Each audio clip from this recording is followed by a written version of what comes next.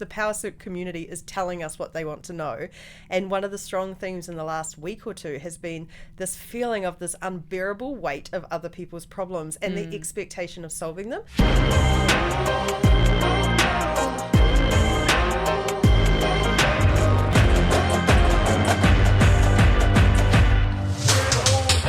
Welcome to Powrup, the podcast that uncovers the unique challenges women leaders face today. Join your hosts Nat and Kristen as we dive into the tough topics and provide actionable insights you can apply right now. Don't forget to hit subscribe so you don't miss any episodes. Hello. Thanks for listening. Today we're chatting about the downsides of solving other people's problems.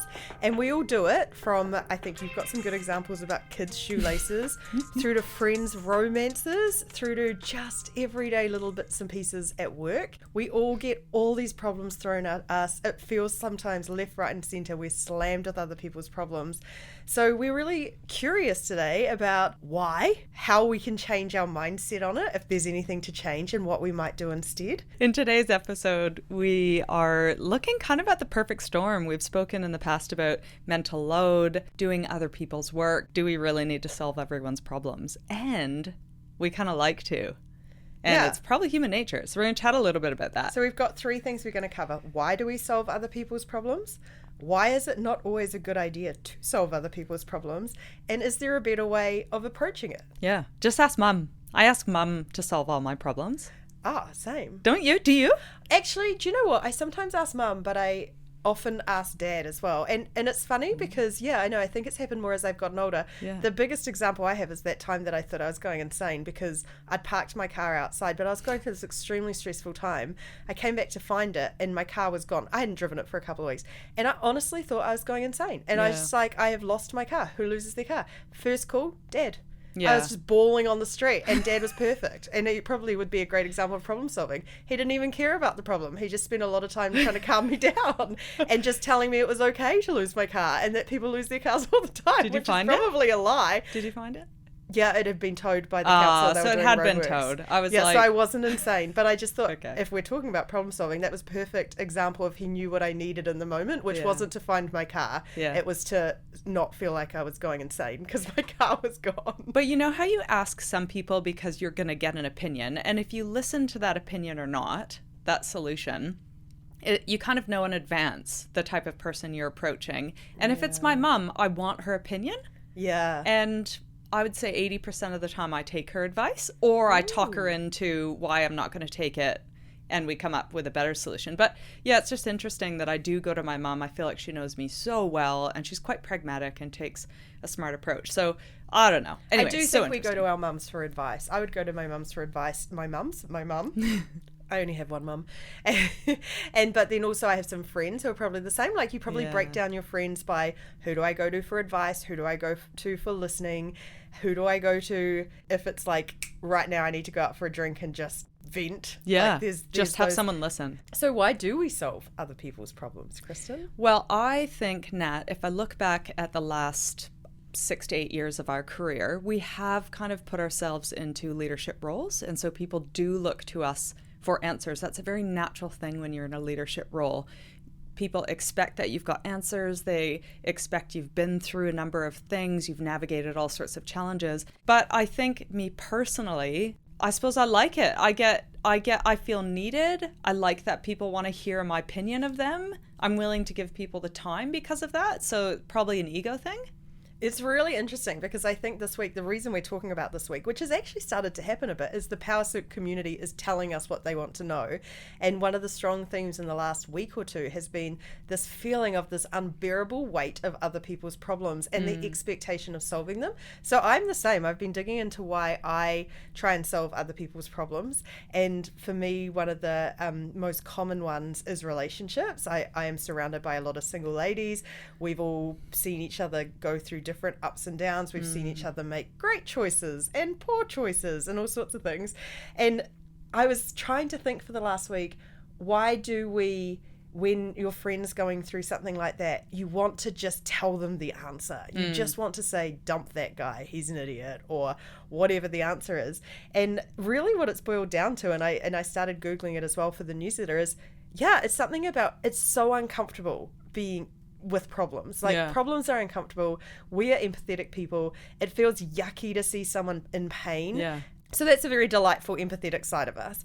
We also like to be in control. Yeah. And we do, I think you're right with that ego hit of, it feels good to be the person people rely on. Yeah. And so actually there's a lot of, and I don't want to use the word selfishness because it's not bad selfishness, but it's actually about us that we want to solve other people's problems. and that's so true, because using the kids example, we want to minimize our children's pain, I think, as parents. Like, you want them just to have this nice life, even though that's probably the worst thing for them. So when they encounter problems that are challenging and you're seeing them suffer, it's holding them back, you want to jump in and solve that problem for them, because it's, I don't know if that's biological, like protection or pain minimizing or wanting to be helpful or needed.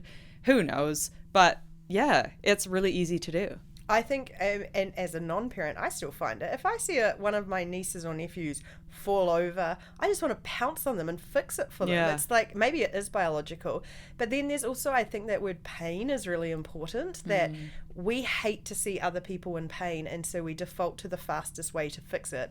The other thing we hate to do is feel pain ourselves, and quite often one of the biggest excuses I've heard in the last couple of weeks for fixing other people's problems is, I can do it faster, and it's just annoying to sit and watch, or it's going to take way too long, and it's just easier for me to jump in. And I think we should really question that, because yes, it may take you less time, but if you are in a position that it was actually fine for them to take 3 times as long, do you need to save that time? You could save 100% of the time by not jumping in at all. Yeah, and you had mentioned kids' shoelaces up at the top in the intro, and I just use that as an example. I think I was pretty good for enabling my children to kind of learn and do lots of stuff themselves, and you just have to have lots of patience.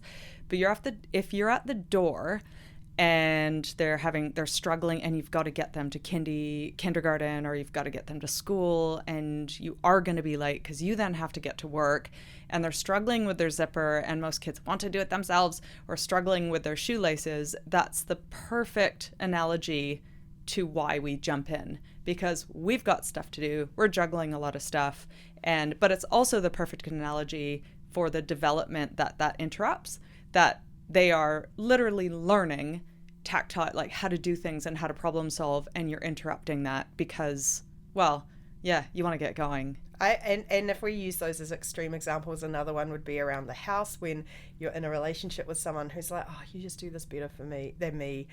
Oh, okay, fine, I'll jump in and do the thing. Yeah. Those are, in some ways, in my opinion, quite extreme examples, in the sense that they are such obvious ones, or obvious traps that we all fall into, that we are solving the problem of not having enough time, of being in a hurry, of not actually just investing a little bit of time now to upskill someone on something. And then we teach people how to treat us. And what that leads to is they become, I don't want to say learned helplessness, because I think that is a medical term for people who've been through abusive situations. I think there is probably a minor level of that is, learned dependency. Yeah. And we actually create a much bigger rod for our back. And I'm curious to know, why do you think it's not a good idea? I mean, we've alluded to that with it's a rod for your back. Problem solving in the knowledge economy is so important. And when we hire people, in most of our organizations now, you're looking for people that are self-starters, that can solve problems, that are curious about the world, and that have the ability to learn. We are all born without the ability to solve problems, like we are. And so it's all learned. And if we're interrupting it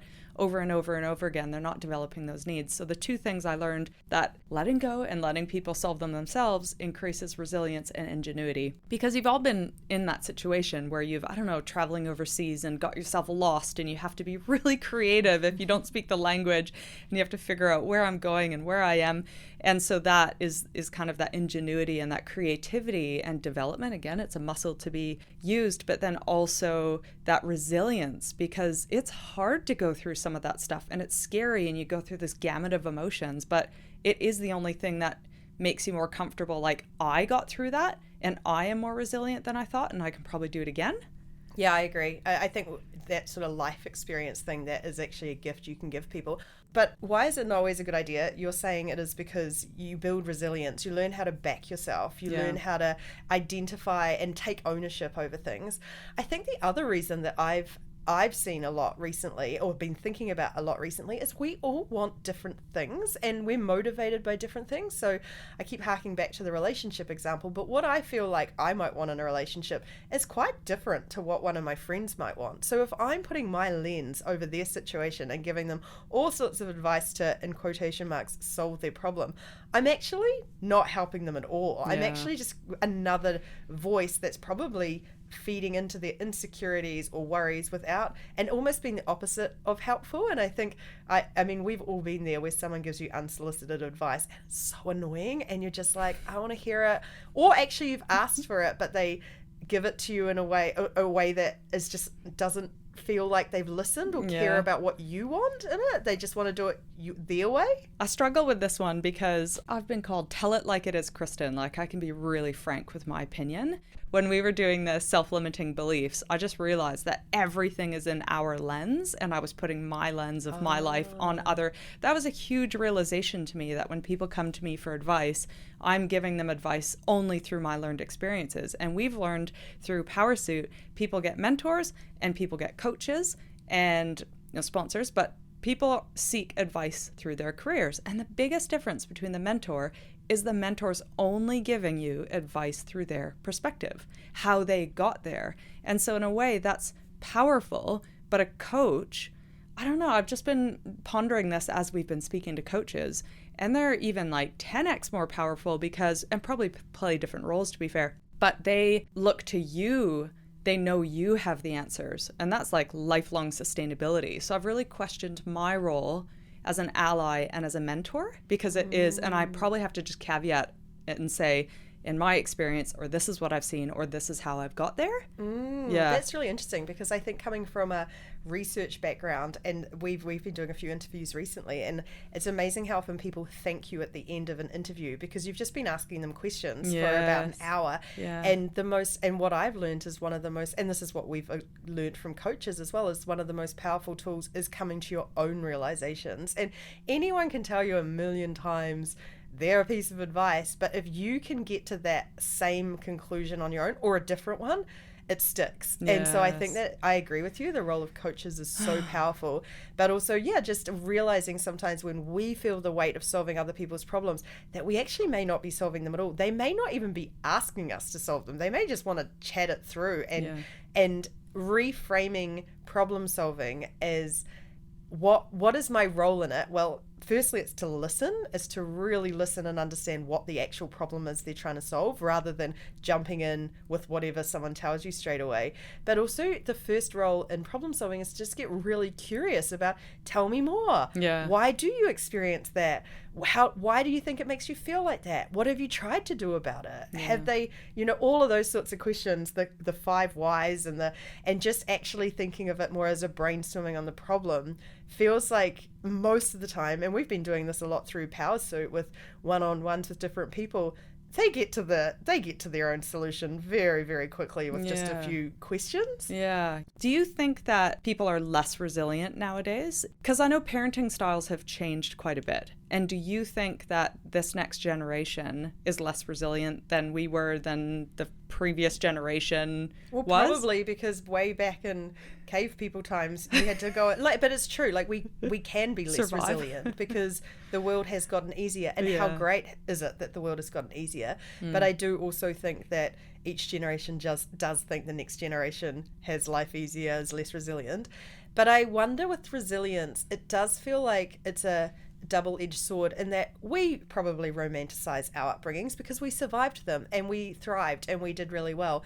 There was a lot of damage that was done through what I would call unsafe failure, where people were left to fail and like they really hurt themselves or really bad things happened. So I think learning from that, this generation of parents it does actually respect and think that it's a much better idea to protect your children a bit more.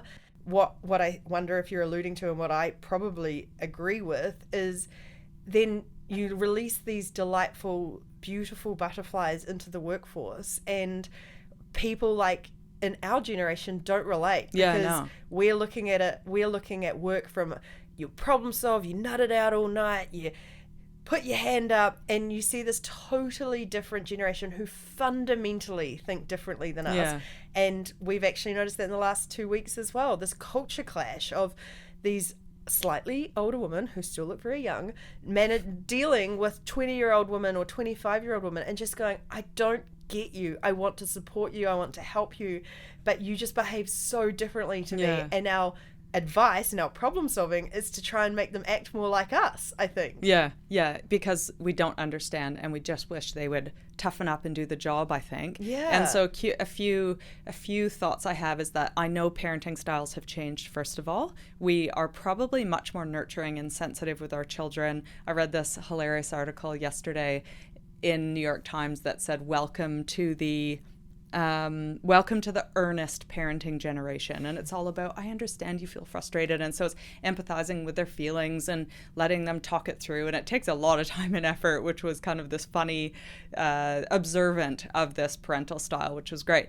But I think a couple things. One, the freedom of children has gotten much, much smaller. So I think there's studies that they used to have, 4 square blocks of freedom in maybe when I was growing up. Now they've got less than 1, and so there's less freedom, less exposure to problem solving, even climbing trees nowadays. All the playgrounds are being changed, everything's being kind of sanitized and safe. It's not as bad in New Zealand as it is in the States, where it's really litigious society, but it's just interesting that, are we thinking about kind of interrupting that problem solving pattern?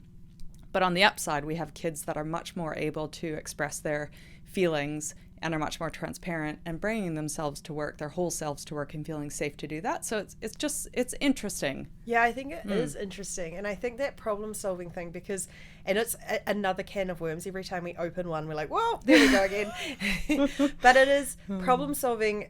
And maybe that's what I meant before, is there's problem solving that's really effective, and then there's problem solving that's actually really bad. And that whole, like, I'm just going to run off and do this to prove that I'm a self-starter and I'm independent, and I resent that anyone takes my autonomy away from me because I've got this, through to the I am paralyzed with indecision because I've never been through this before, I've never built resilience, I've never failed. And somewhere in the middle is the right answer. And I think you're bang on.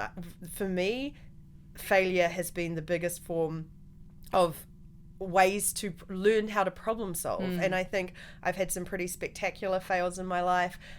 Most people know by now that I was in a pretty rough relationship early on. That was a massive failure. There were so many sub fails in there, with businesses, with life choices, and grappling my way out of them, trying to figure out how to get out of them, taught me a lot. However, if a friend of mine is now in that same boat, it obviously brings back huge amounts of memories for me. It would not be the right help to give them, to tell them what I would do, because I'm putting my lens on it. Oh, it's very restraining of you. And you have a product approach with a good way of looking at problem solving. So do you want to share that a little bit? And then we can talk about some examples of people that have helped us do it the right way. So I feel like that if we're thinking about a better way to solve a problem, and this actually, my thinking on this, which we'll talk about in the newsletter this week, has been framed by a really, really good friend of mine who started to announce a couple of months ago, I'm not on that committee.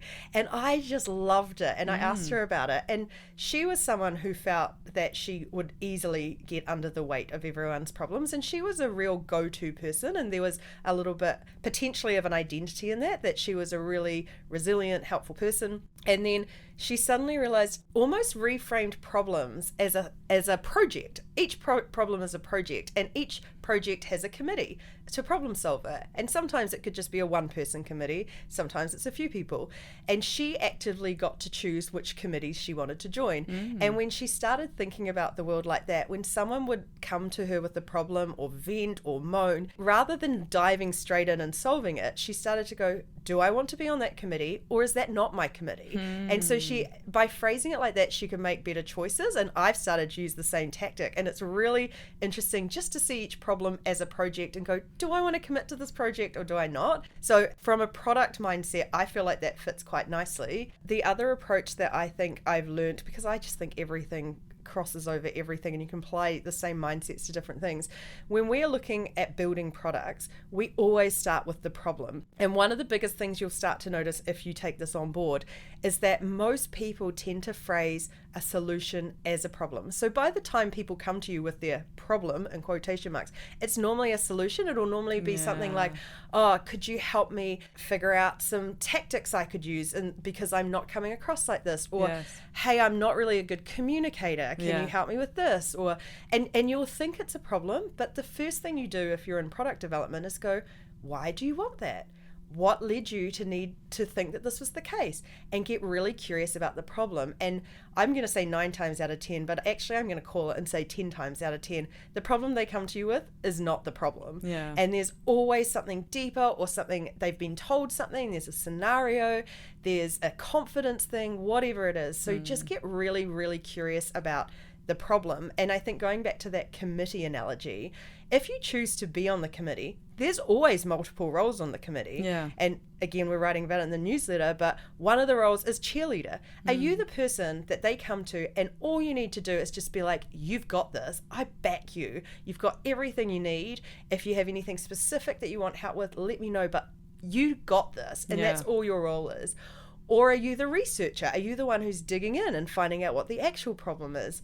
There's so many, when you actually think about all the roles on the committee, rather than defaulting to problem solving in the way we always do of like coming up with a solution, pick a different role, put a different hat on and get really curious about how you might dive into that. And listening, active listening is a big key thing because by the time you come to solution mode in product development, that's 4 steps down the track. Like that's not the first thing we do. So I think we could all take a little bit from that, maybe not to be giving out advice, but to just reframe how we think of being on a committee. Yeah, curiosity is so important with every one of those roles because you have to figure out what hat am I wearing and how can I best support in that role. But I like taking it from I am the expert giving solutions to I'm sitting on, I don't know, this curiosity committee and I might have all sorts of different roles. And so one of them might be the problem solver. One of them might be spitballing some ideas like our mums. And that's actually okay, but that's just one of multiple roles and we all default to that one role. Yeah.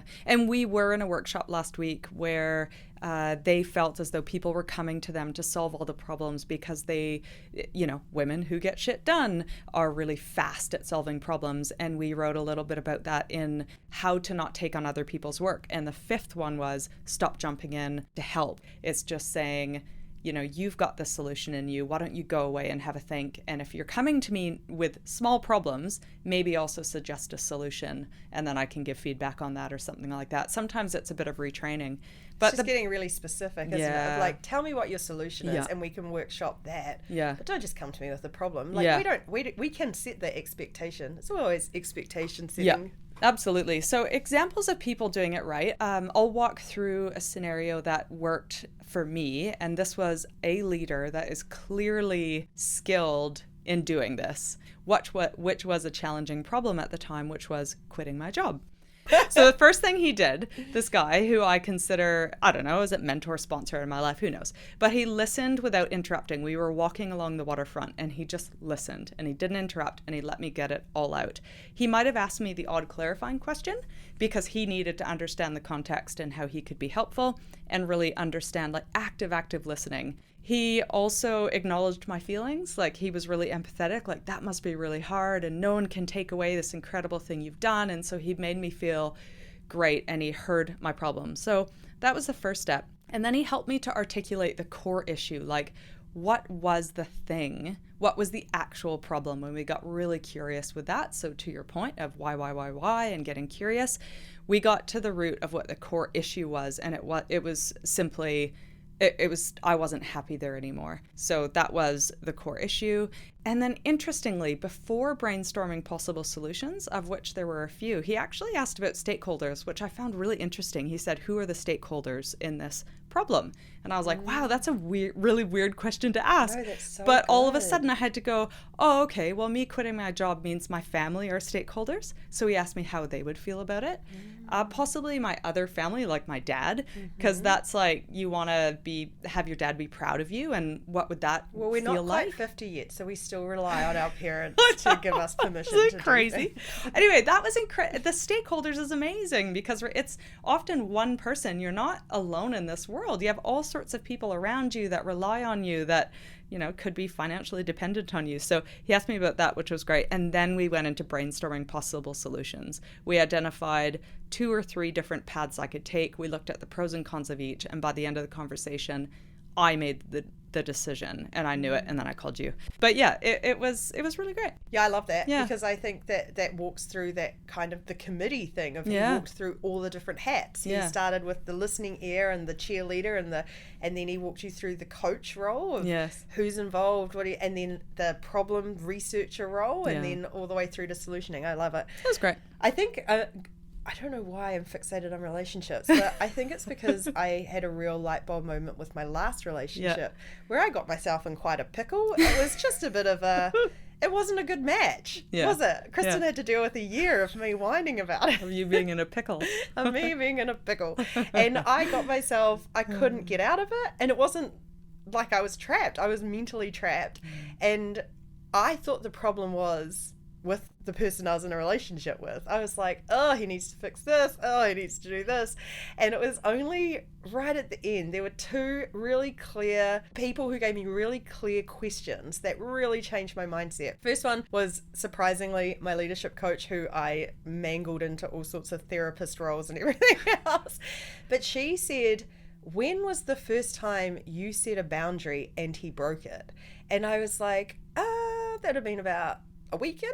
And she was like, okay, so in life you have boundaries that are like, please don't throw your towels on the floor, and people break it and you're like, oh, that's a bit annoying. And then you have boundaries like, please don't contact me, and if they do, that's a real break of a boundary. Why did you not enforce that boundary? What led you to think it was okay to keep going? And that was a real eye-opening question for me, because what that uncovered is the actual problem for me was I felt like I had to be better at relationships, and I had to stay in this relationship, and I had to do the right social things, because I'd been single for so long that I was like, I'll just accept all my boundaries get trampled over because that's what you're meant to do in relationships. So she really highlighted the actual problem to me. And then the second friend, who is a really old school friend of mine, we were walking along the Otaki River up north, and she just said, do you think you would give the same advice to other people as what you're doing right now? And I was like, oof, no, I would kill you all if you were doing what I was doing right now. And again, both of them were questions. Both of them were just these real pointed questions that forced me to stop and think about my situation from a different point of view, and then the rest was really simple. I could come up with the solutions in a flash. It was very, very easy, but it was actually understanding what the problem was that was the big blocker for me. So we now good. have a new problem, which is Juno's just come in. And we're not going to problem solve this because she's adorable. I think that's great. I love the questions. I also, what I've learned this week through doing this podcast is asking permission. If people, can I share a thought? If I'm going to be curious, fine, and ask questions. But if I want to switch to advisor hat, asking permission to do that, and then also just saying I'm putting a mentor or an advisor hat on, and I'm just going to share with you from my perspective or my lens, which is great. So I actually learned a lot, and I love that, because I think that's where, like, would you like me to put my advisor hat on and take it or leave it, and you're allowed to, or would you like me to put my questioning hat on? I really like that language for because we all do get so many problems thrown at us, and sometimes they're perceived problems. Sometimes it's people just come to us, and I'm guilty of this one. I just want to moan. I'm just annoyed, and I want to moan, and I don't want anyone to solve it. I just want to be able to like, blah. And ideally, people are like, great, I'm just putting my listening hat on, and I'm just going to say, that must be really terrible. I'm so sorry you're going through that. And I can't fix it, and I'm not even going to try, because you're going to figure it out. So anything you want to talk about Powrsuit this week? Are we excited about anything? Do we want to celebrate success? Do we want to share any? We finished our first cut of our pilot pitch. our first cut, and that in terms of asking for feedback, we sent that out to about probably 20 people, did we? Yes. 20 really trusted people who have ripped it apart in the best possible way. And I think that was such a great example of being vulnerable, because it is scary when you're like, this is our first tiny baby of this thing. Yeah. And the power as well of feedback, and Yeah. that these incredible people have come at it from different angles Yeah, and really love challenged it, and it's Yeah. going to be tenfold better. I know. And it's just like such a rewarding thing to I know. ask for feedback and get just all these amazing brains on things. So I highly recommend it. But it's also been like a massive step forward for us this week. The next iteration is going to be a million times better. Yeah, I feel it's great. And the only last thing I'd add, because I totally agree with you, the feedback's been amazing. I look forward to digesting it more tomorrow. But we alluded to success as part of Powrsuit, and I had a friend write me in LinkedIn, and she's like, what are you selling? I don't even understand. And so just for everyone's benefit, we're starting our product development journey with Powrsuit, and we're starting it in a really manual way where we're going into organizations, and we want to work with women in their organizations, and we want to work with those on the way up. We want to support them through whatever challenges. It might be negotiating salary, it might be having their voices heard, it might be going for the next role and navigating politics, or thinking more broadly across the organization and strategically. So we are selling our services into businesses, and we've had a couple jobs so far, which has been fabulous. This will help us in the ultimate kind of world, global, scalable product, but it's been really exciting. So we are currently refining our pitch deck, or kind of our pilot program that we will subsequently send into organizations. So that's what we're up to. It's super exciting, and we look forward to sharing more. Yeah. And just